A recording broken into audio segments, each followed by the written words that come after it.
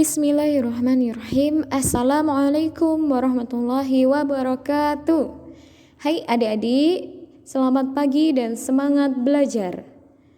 Kembali lagi bersama dengan Somu Sahib Muhammadiyah, partner kalian dalam belajar materi pendidikan kemuhammadiyahan. Masih bersama dengan Ustazah Dian yang akan selalu setia menemani adik-adik sekalian untuk belajar materi pendidikan kemuhammadiyahan.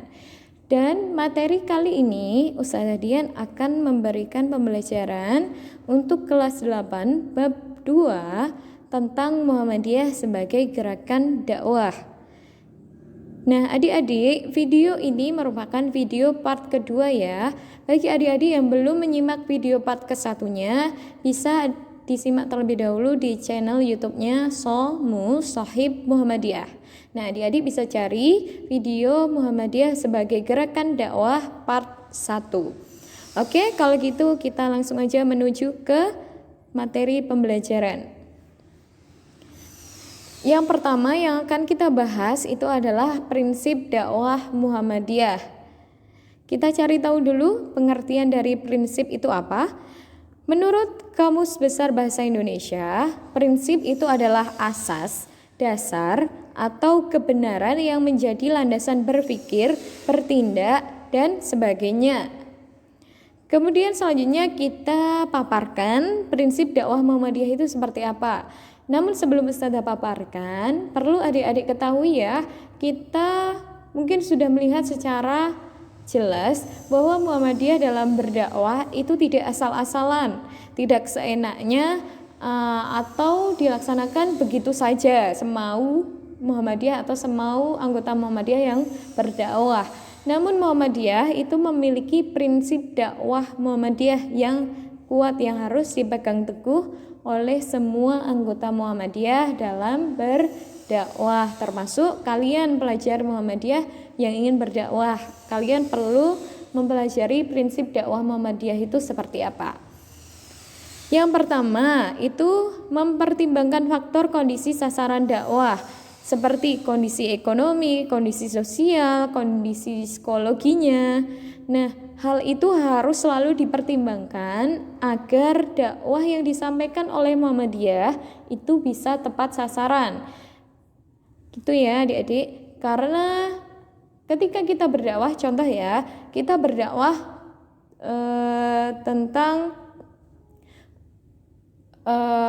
orang kaya yang harus bersedekah, sebagian harta dari orang kaya itu sebagian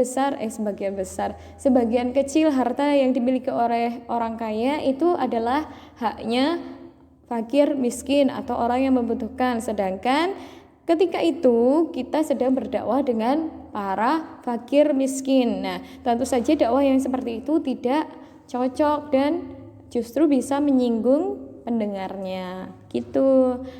Kemudian yang kedua itu dilakukan secara bertahap sebagaimana yang dicontohkan oleh Rasulullah SAW. Nah, dakwah yang secara bertahap ini membutuhkan kesabaran, kecermatan, dan juga keikhlasan.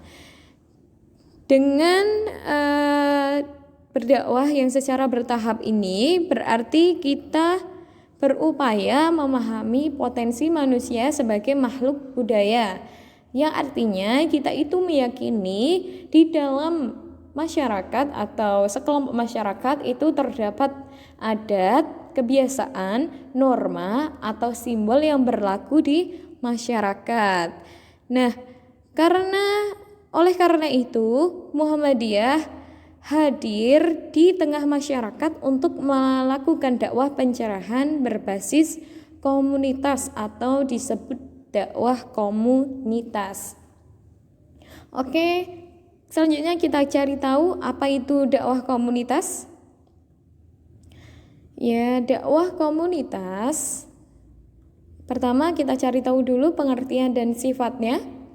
Dakwah komunitas itu adalah dakwah Islam yang fokus, maaf itu tipu ya adik-adik, bukan dokus tapi fokus diberikan kepada kelompok-kelompok sosial khusus, termasuk kelompok kelompok masyarakat yang masih memegang erat budaya. Nah itu, dan setiap masyarakat itu kan memiliki budaya masing-masing. Makanya Muhammadiyah hadir dengan dakwah komunitas ini untuk berdakwah dalam komunitas atau kelompok sosial khusus.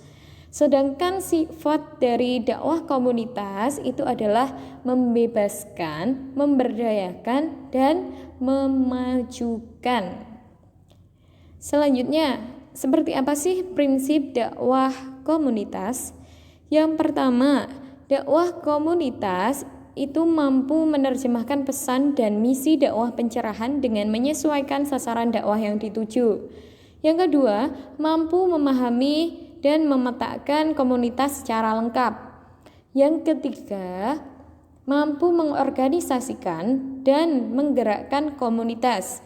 Yang keempat, mampu berinteraksi dan berkomunikasi sesuai dengan karakteristik komunitas.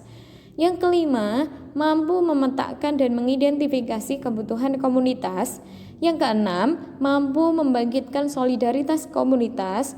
Yang ketujuh atau yang terakhir itu mampu mengembangkan proses pencerahan yang membebaskan, memberdayakan, dan memajukan kehidupan yang bermakna sesuai nilai-nilai luhur ajaran Islam yang membawa kemajuan. Gitu. Nah, kalian adik-adik sebagai pelajar Muhammadiyah sudah seharusnya kalian dapat memahami prinsip-prinsip dakwah komunitas ini.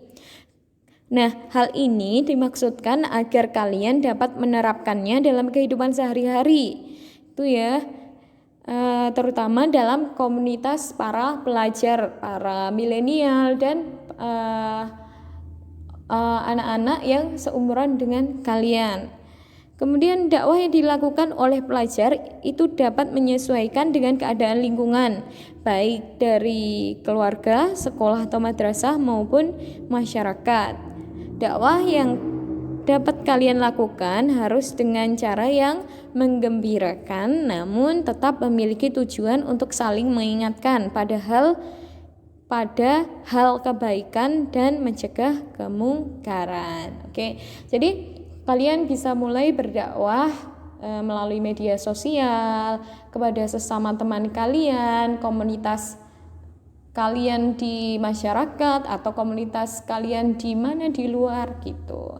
Nah, kalian bisa saling berdakwah mengingatkan pada kebaikan dan mencegah dari keburukan gitu. Oke, pelajaran kita hari ini sampai di sini dulu.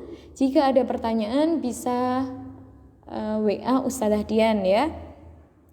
Sampai di sini semoga kalian mendapatkan pemahaman dan mendapatkan tambahan ilmu pengetahuan tentang dakwah Muhammadiyah. Amin. Oke, kalau